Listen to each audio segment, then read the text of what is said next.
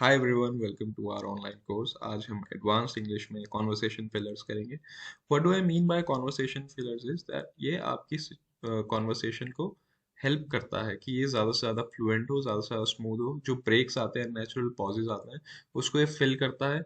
जैसे ही ये सब सेम चीज़ें नेटिव स्पीकर्स भी करते हैं, फॉरेन स्पीकर्स भी करते हैं। तो आप इसको अगर अडॉप्ट करोगे तो आप काफ़ी ज़्यादा फ्लुएंट हो जाओगे। So conversation fillers will help you sound fluent like a native speaker. So here are some examples of conversation fillers. While listening, सुनते हुए आप कैसे कैसे रिप्लाई कर सकते हैं rather than giving us full sentences। अगर आप पूरे sentences बोलने से अच्छा है आप कुछ ऐसे reactions या ऐसे ही fillers यूज करें कि आपकी conversation का meaning भी आ जाए और आपको ज़्यादा बोलना भी नहीं पड़े। ये देखिए, when you wanted to show surprise, अगर आपको सरप्राइज शो करना है, जैसे किसी ने कहा कि यार मैंने यूपीएससी क्रैक कर दिया है, रियली। तो सरप्राइज शो करने के लिए आप रियली यूज कर सकते हो। तो अगर आपको कोई चीज कंफर्म करनी है किसी से, सो राइट, ठीक है, राइट। तो राइट थोड़ा कूल भी लगेगा और कंफर्म भी आप कर सकते हो। जैसे मैं आपसे पूछ रहा हूँ, आपको ये वीडियो समझ आ रही है? Are you getting it right? तो राइट से क्या हो गया, मैं आपसे कंफर्म कर रहा हूँ आपको समझ आ रहा है, ठीक है। तो आप राइट यूज कर सकते हैं। श्योर, ये बहुत अच्छा तरीका है। जैसे उसने पूछा कि कल मूवी चलें, श्योर। तो आप कंफर्मेशन जब देते हो तो उसके लिए, कंफर्मेशन के लिए आप श्योर बोल सकते हो। कोई चीज़ आपको बहुत बुरी लगी, जैसे किसी को कोई कोविड पॉजिटिव हो गया, तो हाउ ऑफुल, मतलब बहुत बुरा हुआ, इट्स सैड। अगर किसी के साथ बहुत ही बुरा कोई घटना घटी है तो उसके लिए आप व्हाट अ पिटी यूज कर सकते हो, व्हाट अ पिटी। अगर आपको शॉक लगा है तो आप क्या, या आप डिसगस्टेड हैं तो आप क्या कह सकते हैं कि ओ नो, इस तरह से। अगर आपको कहना मजाक तो नहीं कर रहा है तो इसके लिए आप you are joking right, you are kidding right. ये दोनों ही आप यूज कर सकते हो। शॉर्ट क्वेश्चंस बनाने के लिए, जैसे कोई आपसे कोई चीज बता रहा है तो आप ऐसे कह सकते हो, उसने कहा मैं मूवी गया था, हैव यू। फिर वो दूसरे स्टेटमेंट कह रहा है, you know I went to US last year, did you. मैंने ऐसे किया था, इज इट। तो इससे क्या लग रहा है कि आप एक्टिव हो कॉन्वर्सेशन में। तो ये शॉर्ट क्वेश्चंस क्या करेंगे, आपको एक्टिव रखेंगे, पार्टिसिपेटेड रखेंगे एक कॉन्वर्सेशन में।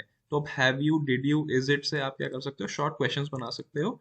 और एक कुछ नॉन वर्ड्स भी होते हैं, तो ये भी आप यूज कर सकते हो। इससे आप ये लगोगे कि आप एक्टिव लिसनर हो, जो वो बोल रहा है आप उसके अकॉर्डिंग अपने आंसर्स दे रहे हो। तो ये काफी अच्छा तरीका है। If you will use it, I am sure कि आपको बहुत फायदा होने वाला है इसका। But main thing is that you firstly understand it, secondly apply it. Apply करना बहुत जरूरी है हमें। Now, while speaking, while speaking आप क्या यूज कर सकते हो, आप वेल से कोई भी सेंटेंस स्टार्ट कर सकते हो।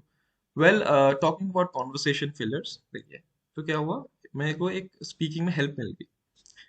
दैट आप यूज कर सकते हो हिंदी में। कभी कभी लोग ना, क्या है, मदर टंग इन्फ्लुएंस होती है हमारे से, जैसे हमारी हिंदी है, तो हमारी कहीं ना कहीं हमारी हिंदी मतलब इन्फ्लुएंस करती है हमारी इंग्लिश लैंग्वेज को।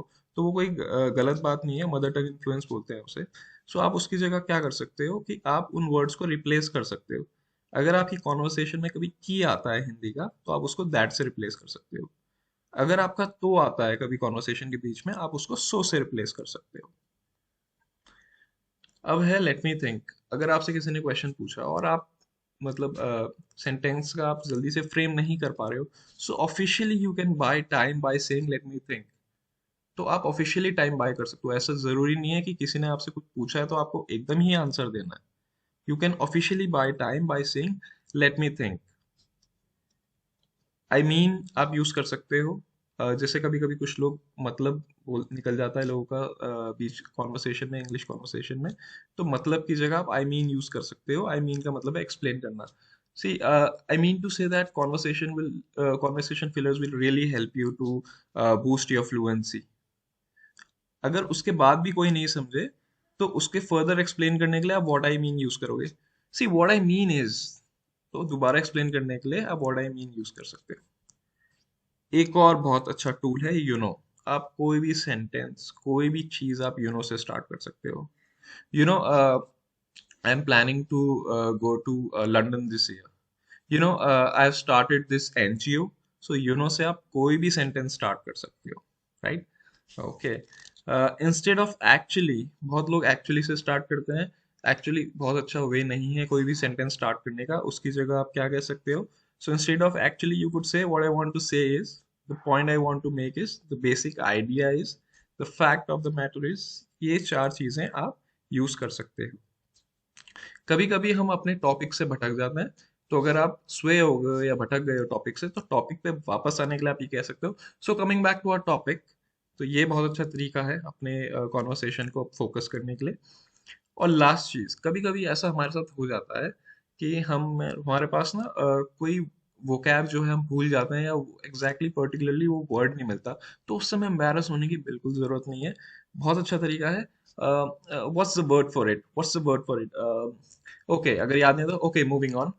तो ये बहुत अच्छा तरीका है जो आप यूज कर सकते हो, right? So I believe these fillers would be really helpful for you. एक बार मैं आपको बता देता हूँ, ये लिसनिंग के टाइम है कि आपको एक्टिव पार्टिसिपेंट लगे आप कॉन्वर्सेशन में। And these are while speaking, जब आप बोल रहे हो तो इनको आप यूज कर सकते हैं। तो ये काफी ज्यादा हेल्प करेंगे आपकी फ्लुएंसी मेंटेन करने के लिए, right? So I hope it was comprehensible, जो मैंने पढ़ाया है वो आपको समझ आया होगा। और इसको आप अपनी फर्दर इंग्लिश में यूज करेंगे, अप्लाई करेंगे। अप्लाई करना बहुत जरूरी है। मैंने बच्चों को हमेशा पढ़ाया है ये, बट ये सुनने में अच्छा लग रहा है, और अगर आप इसे यूज करोगे तो और भी अच्छा लगेगा। So God bless you, and I appreciate your time, as well as if you want to contact me, these are the numbers. God bless you. Bye bye.